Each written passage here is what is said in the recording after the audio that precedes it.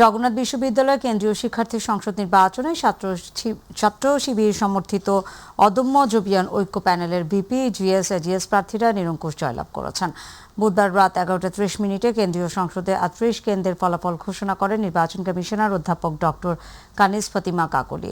শিবির সমর্থিত অদম্য জবিয়ান ঐক্য প্যানেলের ভিপি রিয়াজুল ইসলাম 5,564 ভোট পেয়ে জয়লাভ করেছেন। জিএস পদে শিবির সমর্থিত অদম্য জবিয়ান ঐক্য প্যানেলের আব্দুল আলিম আরিফ পেয়েছেন 5,470 ভোট। অপরদিকে এজিএস পদে শিবির সমর্থিত অদম্য জবিয়ান ঐক্য প্যানেলের মাসুদ রানা পেয়েছেন 5,002 ভোট।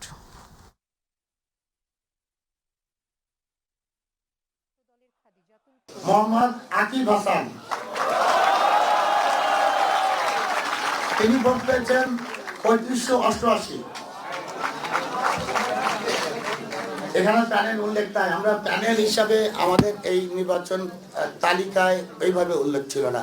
আমরা এখানে সকলকে ব্যালট নম্বর দিয়ে নির্বাচন করিয়েছি, সুতরাং প্যানেল আপনারা ঠিক করে নেবেন। আমরা নির্বাচিত হয়েছি, সুতরাং আমরা ভিন্ন কিছু হয়ে যাইনি। আমরা যে সকল শিক্ষক মহোদয়ের ছাত্র ছিলাম, আমরা তাদের ছাত্র হিসেবে থাকতে চাই। আমরা যাদের বন্ধু ছিলাম, আমরা তাদের বন্ধু থাকব। যাদের ভাই ছিলাম, তাদের ভাই থাকব।